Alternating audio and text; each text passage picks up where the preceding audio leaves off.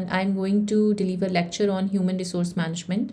This is chapter number 1. Gary Dessler की book है, 11th edition है, and this lecture is basically to help Pakistani students को help करने के लिए है, क्योंकि ये लेक्चर इंग्लिश एंड उर्दू दोनों का मिक्स होगा.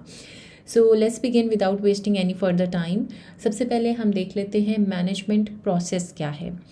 ह्यूमन रिसोर्स मैनेजमेंट को डिस्कस करने से पहले it is very important to understand कि what is management, what is the process of management.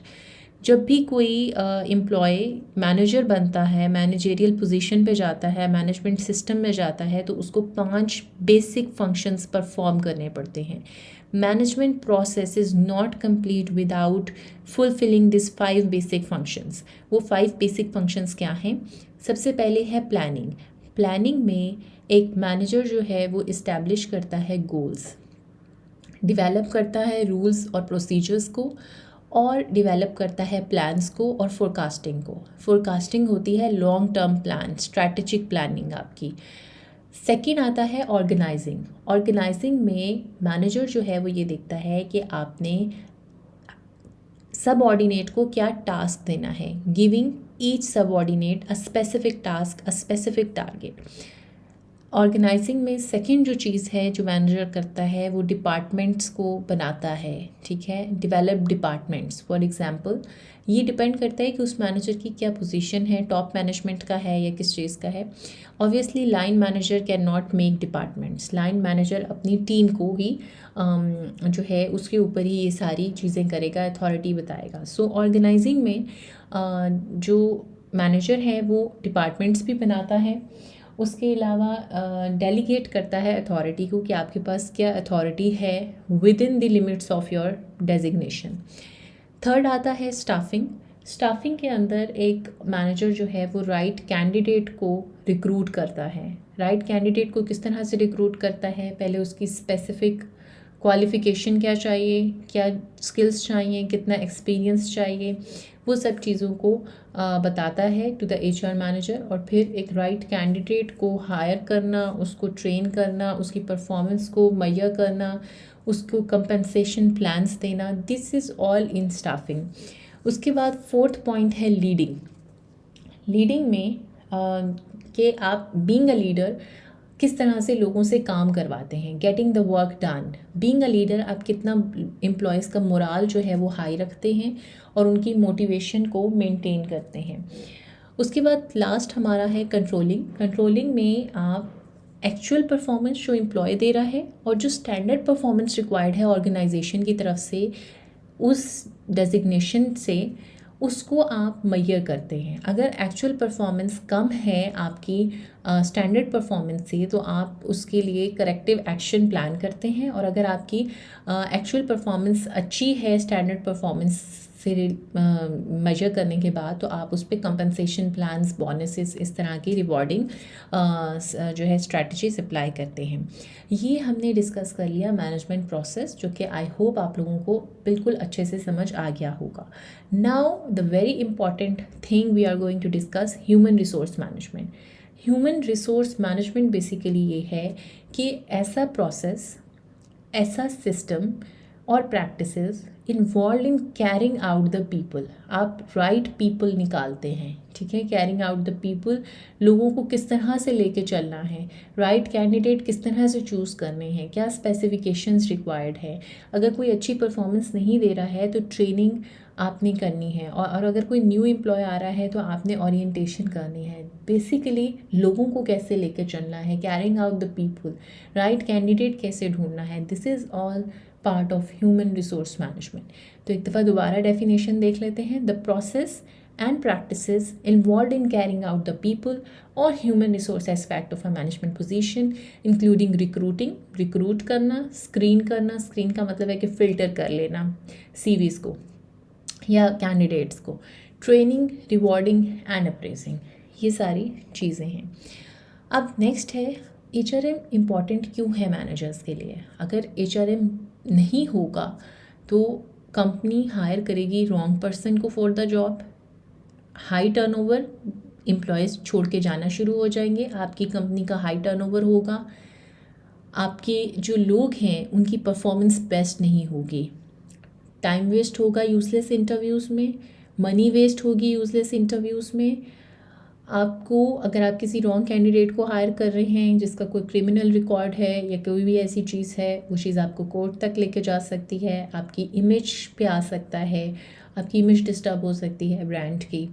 Allow a lack of training to undermine your department's effectiveness, आपकी department की effectiveness जो है lack of training की वजह से ख़राब हो सकती है। Commit any unfair labour practices, unfair labour practices में एग्जांपल सेक्सुअल हरासमेंट की आ सकती है, वर्बल अब्यूज़ की, फिजिकल अब्यूज़ की, ये सब चीज़ें हो सकती हैं। So it is very important for the managers to hire the right candidate.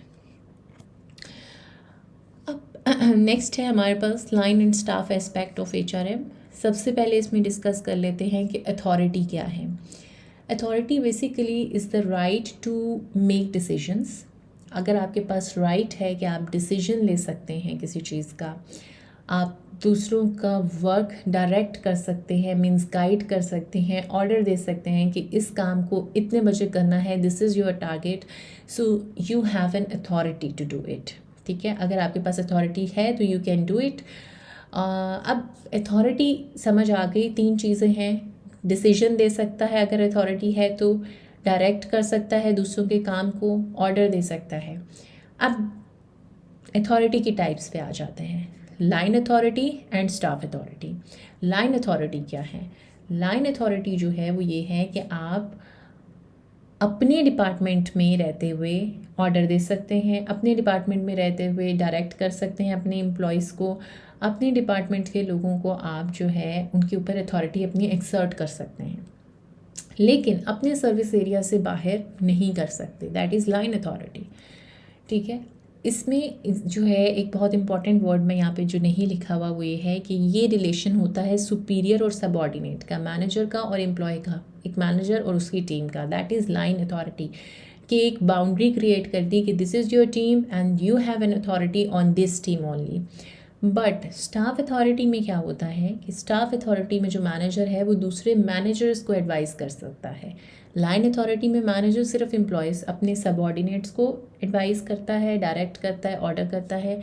Staff authority में मैनेजर को भी एडवाइस कर सकता है। फॉर एग्जांपल HR डिपार्टमेंट का मैनेजर जो है वो एक स्टाफ अथॉरिटी है, वो लाइन मैनेजर को एडवाइस दे सकता है on recruiting, on training, on screening, on appraisals, इस तरह की चीज़ों पे। नेक्स्ट स्लाइड पे चलते हैं। लाइन मैनेजर क्या है? Same to same, a manager who is authorise to direct the work of subordinates and is responsible. ऐसा मैनेजर जो अथोराइज्ड है, अथॉरिटी रखता है कि वो अपनी टीम को, अपनी सबऑर्डिनेट्स को वर्क डायरेक्ट करे, ऑर्डर दे, और अपने और रिस्पॉन्सिबल होता है इस चीज़ का कि वो उसको ऑर्गेनाइजेशंस के टास्क को एकम्प्लिश कर ले। उसके बाद हमारे पास आता है स्टाफ मैनेजर। स्टाफ मैनेजर में मैनेजर जो है वो असिस्ट करता है लाइन मैनेजर को, एडवाइस देता है लाइन मैनेजर को। लाइन मैनेजर ऑर्डर इशू कर सकता है, स्टाफ मैनेजर ऑर्डर इशू नहीं कर सकता है, सिर्फ एडवाइस दे सकता है। उसके बाद आ जाए जी इम्प्लाइड अथॉरिटी। इम्प्लाइड अथॉरिटी में हम कहते हैं कि ऐसी अथॉरिटी जो कि एक्सर्ट होती है HR मैनेजर, मतलब ऐसी अथॉरिटी जिसकी वजह से HR मैनेजर को टॉप मैनेजमेंट की एक्सेस होती है, या लाइन मैनेजर को टॉप मैनेजमेंट की एक्सेस होती है। किस तरह से होती है?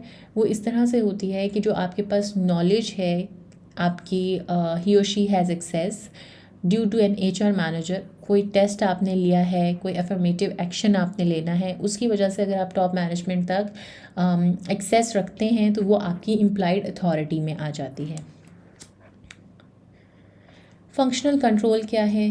फंक्शनल कंट्रोल बेसिकली ये है कि HR मैनेजर जो है पर्सनल एक्टिविटीज़ को यहाँ पे डिस्क्राइब किया गया है कि कौन सा कैंडिडेट चाहिए, उसकी क्या क्वालिफ़िकेशन होनी चाहिए, उसकी क्या स्किल्स होनी चाहिए, नॉन टेक जॉब के लिए चाहिए या टेक जॉब के लिए चाहिए। जब इन सब चीज़ों को कोऑर्डिनेट करता है विद द टॉप मैनेजमेंट, तो that authority is known as functional control.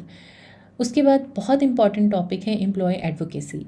Employ advocacy में HR manager must take responsibility. HR manager की ये रिस्पॉन्सिबिलिटी है कि वो क्लियरली डिफ़ाइन करे कि किस तरह मैनेजमेंट ने ट्रीट करना है, सुपीरियर टॉप मैनेजमेंट ने ट्रीट करना है एम्प्लॉयज़ को, सबऑर्डिनेट्स को, ठीक है, फिर प्रैक्टिसेस इंट्रोड्यूस करवाएं, फिर पॉलिसीज़ एंड प्रोसीजर्स इंट्रोड्यूस हों, और अगर किसी के साथ अनफेयर कोई प्रैक्टिस होती है विद इन द ऑर्गेनाइजेशन तो उसका मैकेनिज़्म और सिस्टम क्या है to report that unfair practice, ये भी जो है HR की रिस्पॉन्सिबिलिटी में आता है इंट्रोड्यूस करवाना, ठीक है।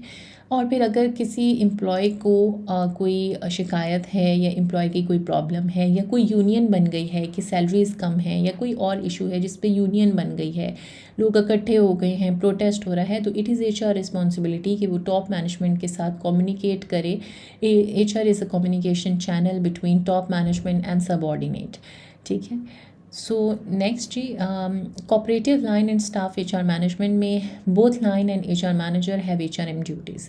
अगर कोई लाइन मैनेजर है तो इसका ये मतलब नहीं है कि उसकी सिर्फ़ और सिर्फ ये ड्यूटी है कि उसने अपनी टीम के टास्क को एकम्प्लिश करना है, उसके ऊपर भी कुछ HR रिस्पॉन्सिबिलिटीज़ हैं। उसके ऊपर HR रिस्पॉन्सिबिलिटीज़ कैसी हैं, क्योंकि वो एक लाइन मैनेजर है, उसके पास जॉब की नॉलेज ज़्यादा है। अगर किसी जॉब के लिए कोई कैंडिडेट को हायर करना है तो it is the line manager responsibility कि वो HR मैनेजर को उसकी मिनिमम क्वालिफ़िकेशन क्राइटेरिया बताएगा, स्किल्स बताएगा, क्या स्किल्स रिक्वायर्ड हैं, कितना एक्सपीरियंस रिक्वायर्ड है और क्या क्या चीज़ें फ़र्दर रिक्वायर्ड है, वो सारी रिक्वायरमेंट्स जो है वो लाइन मैनेजर बताएगा। जब लाइन मैनेजर बता देगा तो उसके बाद HR डिपार्टमेंट की ये रिस्पॉन्सिबिलिटी होगी कि वो सोर्सेज के थ्रू राइट एप्लीकेंट को अप्रोच करें, उसके बाद उसमें से स्क्रीन करें, स्क्रीनिंग करने के बाद जो बेस्ट सूटेबल एप्लीकेंट्स हैं जो उस क्राइटेरिया को मीट कर रहे हैं उनको लाइन मैनेजर टेस्ट लेने के बाद उनको लाइन मैनेजर के साथ इंटरव्यू करवाए, और अगर उसमें से लाइन मैनेजर कोई शॉर्ट लिस्ट कर लेता है तो उनको हायर कर ले। So this is cooperative line and staff HR management, जिसमें हमने ये सीखा कि लाइन मैनेजर भी HR ड्यूटीज़ को परफॉर्म कर रहा होता है पार्शियली। उसके बाद जी चेंजिंग इन्वायरमेंट ऑफ HR में हम पढ़ते हैं कि जिस तरह से टेक्नोलॉजी आगे जा रही है, जिस तरह से world is becoming more modern, more और मोर टेक्नोलॉजिकल टर्म्स में अगर हम देखें तो बहुत आगे जा रही है, तो उसमें हम ग्लोबलाइजेशन की बात करते हैं। ग्लोबलाइजेशन बेसिकली क्या है, अगर कोई भी फर्म सेल्स को, ऑनरशिप को, मैन्युफैक्चरिंग को, ठीक है, एक्सटेंड करती है किसी न्यू मार्केट में, अब्रॉड, इंटरनेशनल या अपने मुल्क से बाहर, तो वो ग्लोबलाइजेशन कहलाती है। ग्लोबलाइजेशन के डिफरेंट ट्रेंड्स हैं। ग्लोबलाइजेशन में फॉर एग्जांपल एक मैं आपको एग्जांपल दे दी चलूँ, डेल ने प्रोड्यूस करना शुरू कर दिया अपने कंप्यूटर इन चाइना। एप्पल ने असेंबल करने शुरू कर दिया अपनी एप्पल्स की प्रोडक्ट्स को in China. These are all globalisation. Globalisation हम क्यों करते हैं, लेबर कॉस्ट सस्ती पड़ती है, सेल्स को एक्सपैंड करने के लिए करते हैं, और उसके अलावा एक और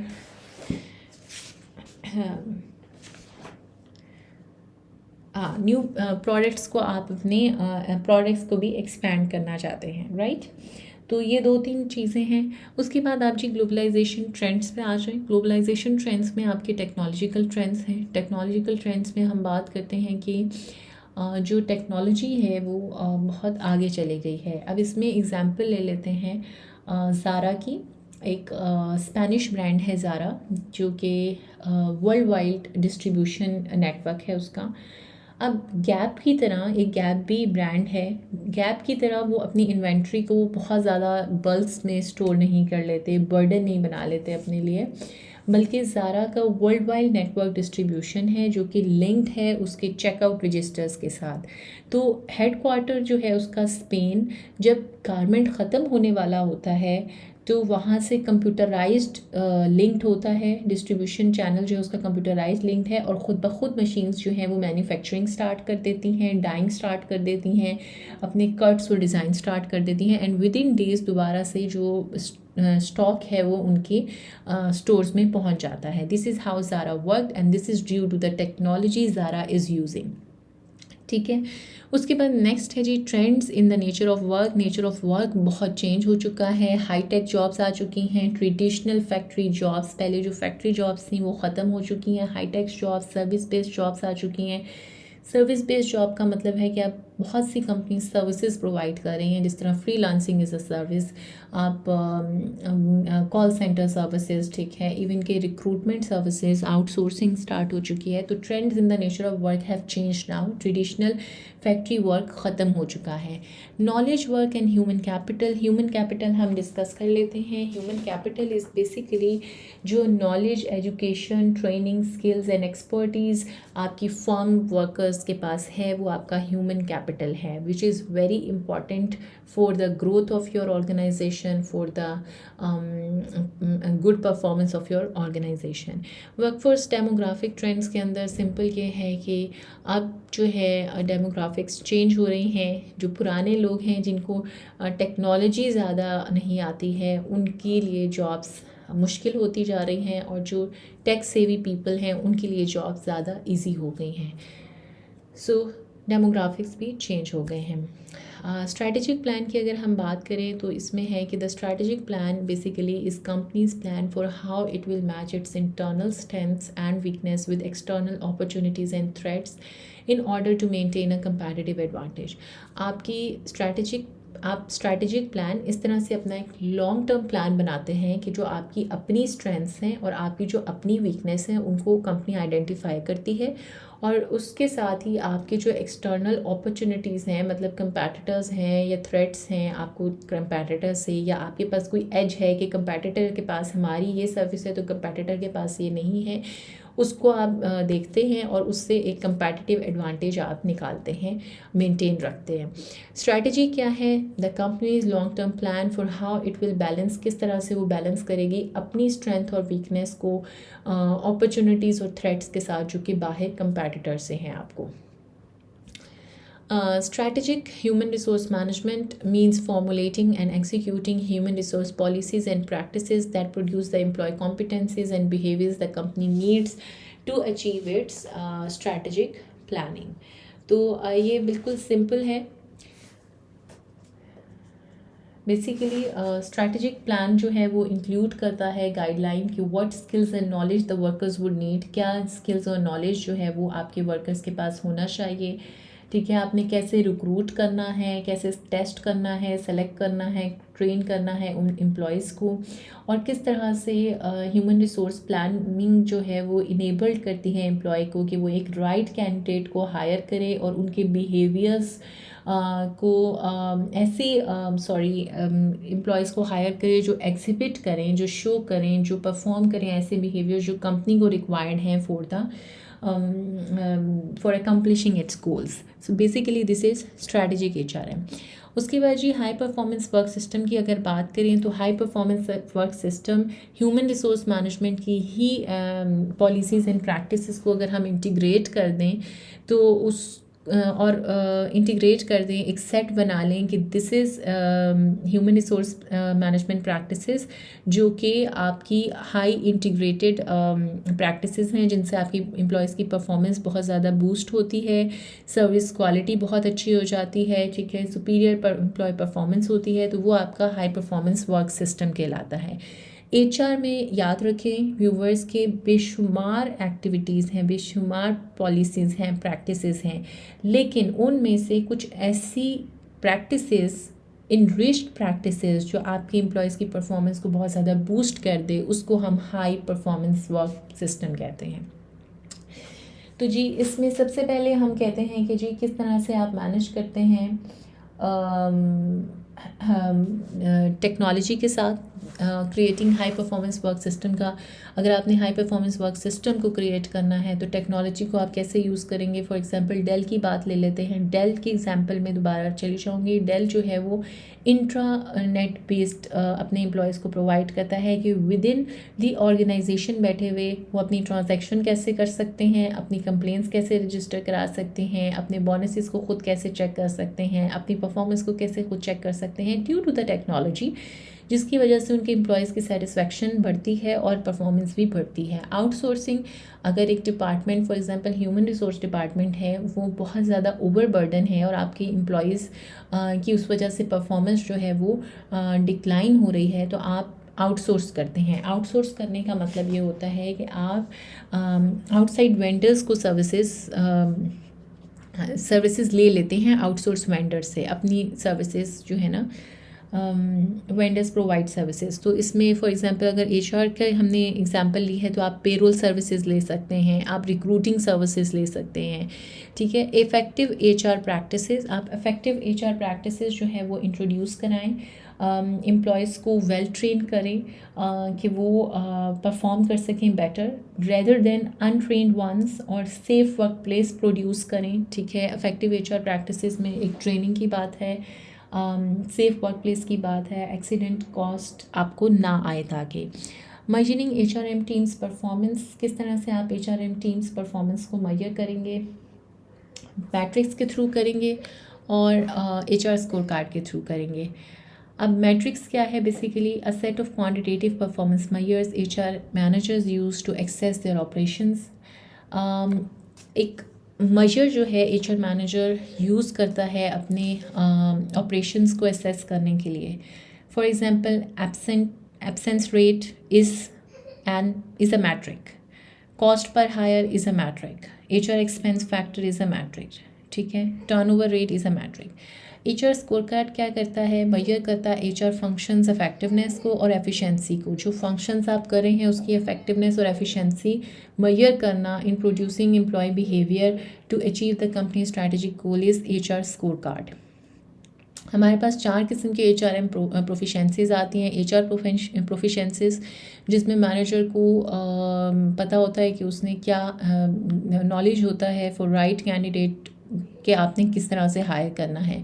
बिजनेस प्रोफिशेंसीज के अंदर स्ट्रैटेजिक प्लानिंग आ जाती है, मार्केटिंग नॉलेज आ जाता है, प्रोडक्शन एंड फाइनेंस नॉलेज आ जाता है। HR मैनेजर्स लीडरशिप प्रोफिशेंसीज भी रिक्वायर होती है HR मैनेजर को, किस तरह से कि किस तरह लीड करना है मैनेजमेंट ग्रुप्स को, क्या चेंजेस रिक्वायर्ड हैं। उसके बाद लास्ट है जी लर्निंग प्रोफिशेंसीज।